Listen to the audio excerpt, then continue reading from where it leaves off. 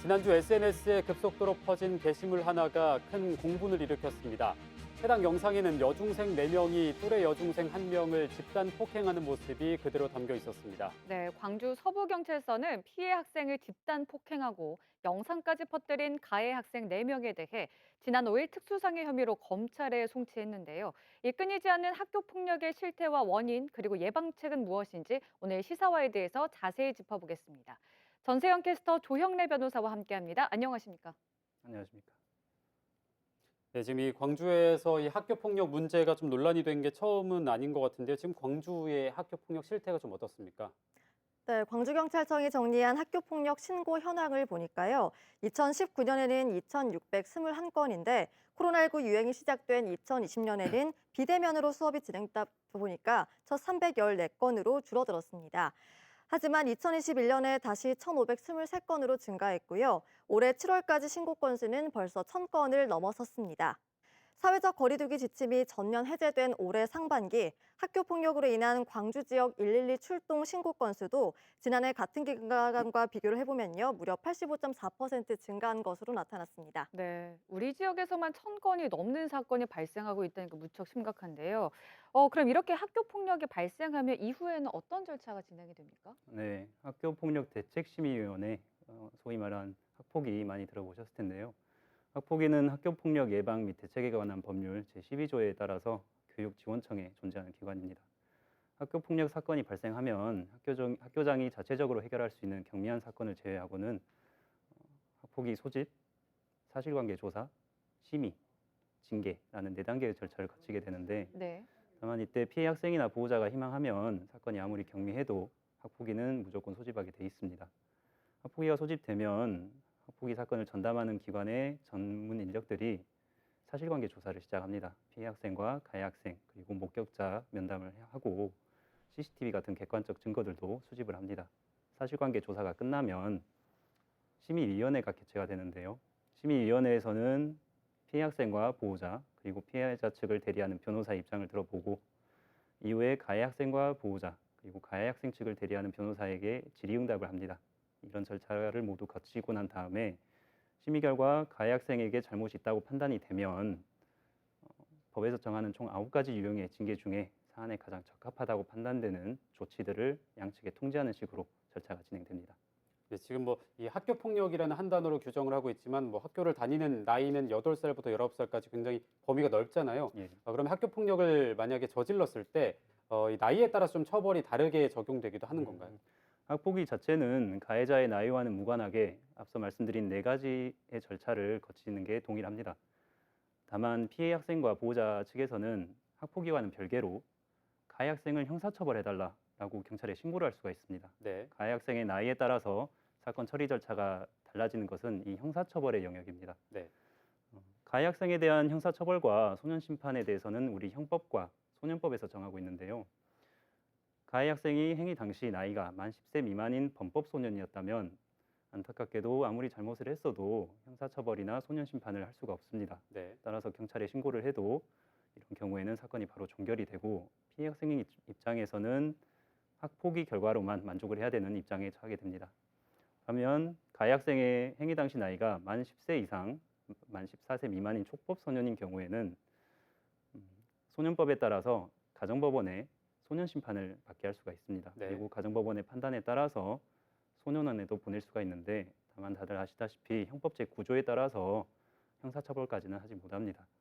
가해 학생의 나이가 만 14세 이상, 만 19세 미만인 범죄 소년인 경우에는 이제 2가지가 다 가능해지는데 이때는 소년법에 따라서 일반 가정법원에서 소년 심판을 받게 할 수도 있고 사안이 좀 더 중하다 판단이 되면 형법에 따라서 일반 법원에서 형사재판을 받게 할 수도 있습니다.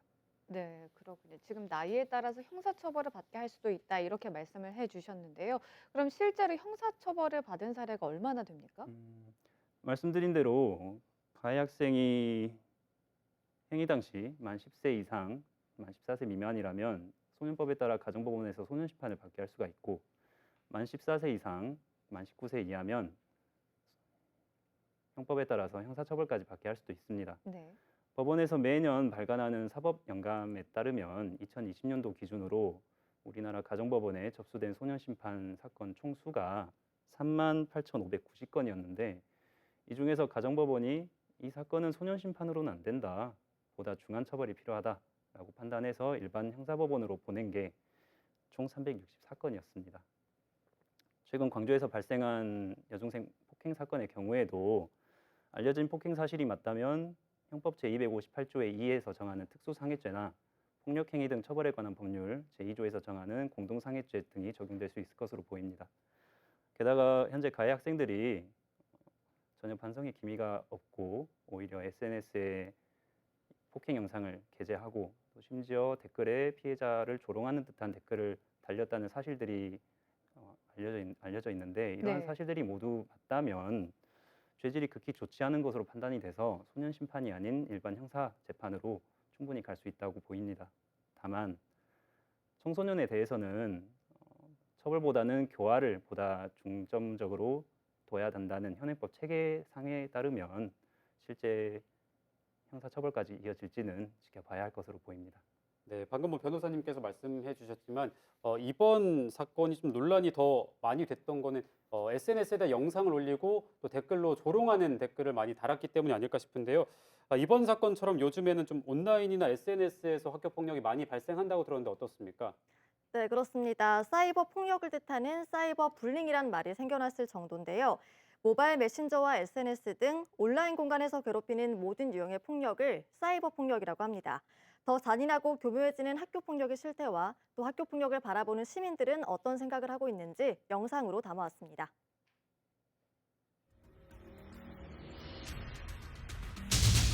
일상이 바쁘게 흘러가는 동안 일상의 공간에서 학교 폭력도 함께 일어납니다.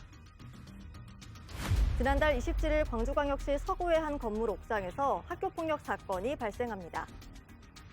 이 사건이 알려지게 된 건 SNS를 통해서였습니다. 가해 학생들이 피해 학생을 폭행하는 장면을 영상으로 촬영하고 그 영상을 직접 SNS에 올린 겁니다.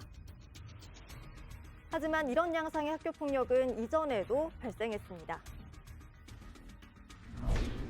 지난해 11월 남구에서 발생한 중학생 폭행 사건, 2020년 동구에서 발생한 여중생 폭행 사건 모두 폭행 후 SNS에 영상을 유포해서 2차 피해로 이어졌습니다.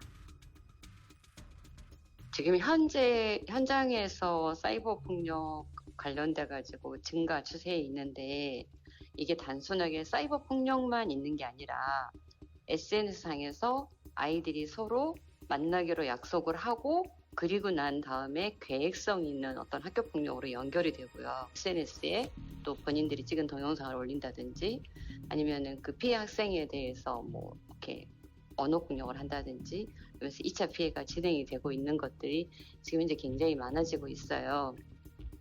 실제로 경찰청의 학교폭력 유형별 검거 현황 자료에 따르면 모욕과 명예훼손 유형은 2016년 301건에서 2020년 733건으로 무려 145.3% 증가했고 강요도 같은 기간 117.4% 증가한 것으로 나타났습니다. 청소년들 사이에 인기를 끌고 있는 한 익명 소통 SNS가 사이버 폭력의 온상으로 떠올랐지만 그 외에도 딥페이크, SNS 아이디 도용, 기프티콘 상납, 사이버 스토킹까지 사이버 폭력의 양상은 다양하고 수법도 교묘한데요. 이렇게 사이버 폭력이 늘고 있는 이유는 무엇일까요? 기존의 신체 폭력 등 물리적 폭력은 피해자의 피해 정도와 고통이 어느 정도인지 파악이 되는데 사이버 폭력에서의 가해자는 피해자의 고통을 직접적으로 확인할 수가 없어서 타인 존중, 자기 성찰의 결핍, 그리고 죄의식의 결핍 등으로 사태의 심각성조차 모른다는 것. 즉 가해 학생은 불법 촬영이 심각한 범죄 행위임을 인식하지 못하고 있어서 동일 범죄가 되풀이될 수 있다는 점도 문제인 것 같습니다. 최근 광주에서 벌어진 학교폭력 사건은 가해자가 폭행 영상을 촬영하고 SNS에 유포하면서 큰 논란이 됐는데요. 시민들은 이 사건을 어떻게 바라보고 있을까요? 아무리 어린 학생이라도 저는 처벌을 받아야 된다고 생각합니다. 너무 그 폭행의 정도가 어른들 범죄 이상 가는 그런 것들이 너무 많기 때문에 아무리 아이들이라고 해도 그거를 촉법 소년으로 그렇게 봐주고 할 그게 아니고 저는 당연히 어린이들도 중대한 범죄를 저질렀으면 처벌을 받아야 되지 않나 그렇게 생각합니다. 자녀 키우는 입장에서 아이를 혼자 밖에 돌아다니게 이제 사회생활도 하고 해야 되는데 많이 걱정되고 네, 좀 그런 일이 없도록 좀 사회에서도 좀 그런 법률이나 이런 게 잘 정비가 돼가지고 좀 안심하고 키울 수 있는 사회가 됐으면 좋겠어요. 네. 법이나 제도 보완 이외에 근본적인 문제도 지적합니다. 요즘 애들은 너무 무관심하게 자라는 애들이 많다 보니까 그런 점에 있어서 어릴 때부터 성장 과정에서 약간 좀 문제가 그런 발생이 되지 않나. 그래서 정부나 이제 사회적인 차원에서 그런 애들까지 좀 더 이렇게 보살피고 관심을 주고 해서 좀 더 이제 잘 성장할 수 있게 그런 도움을 줘야 되지 않나 생각합니다. 학교나 학원이나 가정에서도 조금 소홀하지가 않나. 뭐 저 어렸을 때는 조금 엄마가 놀아주고 이런 게 조금 놀이터 가서 노는 게 주 놀이였다면 요즘은 뭐 혼자서 핸드폰 하거나 게임하는 것도 약간은 조금 이유가 있다고 생각합니다. 한 초등학생의 답변은 특히 인상적이었습니다. 선생님들이 친구들이랑 상담을 조금 많이 했으면 좋을 것 같아요. 친구들끼리 서로 관심을 기울여서 쌍관자가 되지 말고 서로 도와줬으면 좋겠어요. 무심한 어른들과 방관하는 사회의 틈을 비집고 학교폭력이 더 잔인하고 교묘한 방법으로 진화하는 것은 아닌지 돌아볼 때입니다. 네, 학교 폭력 자체도 충격적이지만 이 가해자들이 스스로 죄의식 없이 그 모습을 영상으로 촬영하고 또 SNS로 공유하는 일이 많다는 것이 참 할 말을 없게 만드는데요. 변호사님, 이처럼 2차 가해로 이어지는 경우도 많을 것 같은데 네. 2차 피해와 관련한 뭐 법이나 규정은 따로 있습니까? 아쉽게도 현행법상 학교 폭력에 관해서는 아직 2차 피해가 정확히 어떤 것이다라고 규정하고 있는 명문 규정은 없습니다. 2차 피해라는 개념은 실은 성범죄 사건에서 처음 등장했는데요. 대법원이 2018년 4월에 피해자가 성추행 사실을 알리고 이를 문제 삼는 과정에서 오히려 부정적 여론이나 반응 또는 불이익한 처분 등을 받고 그러한 과정에서 정신적 피해에 노출되는 경우를 2차 피해라고 정의하면서 등장한 개념입니다. 네. 이후 2019년도에 여성폭력 방지 기본법 제3조에서 현행법상으로는 최초로 제2차 피해가 정확히 어떤 건지에 대해 명문 근거 규정이 등장하기는 했는데 아직까지 학교 폭력에 대해서는 그런 근거 규정은 존재하지 않습니다. 다만 이런 근거 규정이 없는 것과는 무관하게 실제로 가해 학생이 구체적으로 어떤 방법으로 2차 피해를 입혔는지를 보고 그에 따라서 별도의 형사처벌이나 소년심판을 하는 것은 가능합니다.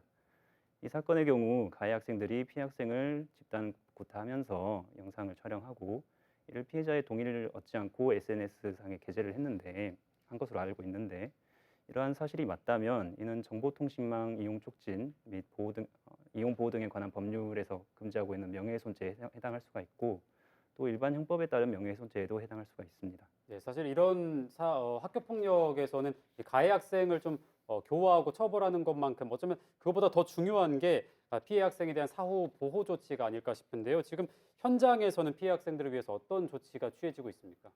네, 우선 학교폭력이 발생했을 때 학교장 판단하에 피해 학생과 가해 학생에 대한 분리 조치를 시행을 하고 있습니다. 광주에서는 업무 담당 장학사와 상담사로 구성된 팀이 학교폭력 사안 처리와 피해자 보호 조치 및 상담을 돕는 부르미 시스템도 운영 중이고요. 특히 전국에서 처음으로 피해 학생 지원 시설인 지세움센터를 세워서 함께 운영 중인데요. 현장에서 이렇게 노력을 하고 있는 건 맞지만 학교폭력 예방 전문가들은 현재 시스템의 보완도 필요하다고 지적합니다. 네, 지금 뭐 보완이 필요하다고 말씀을 하셨는데 어떤 부분에서 특별히 좀 보완이 필요하다고 지적을 하던가요? 네, 광주 지역 학교폭력 예방 전문가들에 따르면요. 현재 피해 학생과 가해 학생의 분리 조치가 전학 조치와 같은 엄격한 조치가 아니라서 이 부분이 더 강화될 필요가 있다고 지적합니다. 또 오랜 기간 트라우마를 겪는 피해 학생을 돕기 위한 상담 전문가 인력도 부족한 상황인데요. 이에 대한 예산 확보와 인력 증원도 필요하다고 합니다. 또 급변하는 학교폭력 양상에 대응할 수 있는 전문적인 교육 프로그램 개발도 필요하다고 말합니다. 네, 2차 피해와 관련해서도 그렇고 여전히 법이나 제도적으로 좀 보완해야 할 부분이 많아 보이는데요. 변호사님께서는 특히 어떤 부분이 좀 보완됐으면 하시나요? 우선 만 14세 미만에 대해서는 어떠한 경우에도 형사처벌을 못하게 하고 있는 형법 제9조를 개정할 필요가 있다고 생각합니다. 해당 조문은 1953년에 형법이 최초 제정되면서 들어온 조문인데 그 이후로 지금까지 단 한 차례도 개정된 적이 없습니다. 네. 그런데 70년 전의 사회와 오늘날의 사회는 사회적 분위기가 많이 다릅니다. 그러한 사회적 분위기가 변경된 것을 감안해서 기준 나이를 좀 더 낮출 필요가 있다고 생각을 합니다. 그리고 현실적으로 보호 관찰이 좀 형식적으로 진행되고 있는 측면이 없지 않아 있습니다. 아무래도 담당관 한 분이 학생 60명에서 65명을 관리를 해야 되는 상황이다 보니까 실질적인 교육이 이루어지기에는 좀 제한적인 상황인 것으로 보입니다. 네. 따라서 해당 전문 인력을 보다 충원하고 지속적이고 체계적인 교육이 이루어질 수 있도록 재정적인 지원도 이루어져야 될 것으로 보입니다. 네. 진화하는 이 학교 폭력을 예방하고 대응하기 위한 다양한 정책과 제도적 보완은 당연히 필요하겠고요. 그에 앞서서 이 폭력을 행하는 학생들의 원인은 무엇인지 근본적인 고민도 필요하겠습니다. 오늘 함께해 주신 두 분 고맙습니다.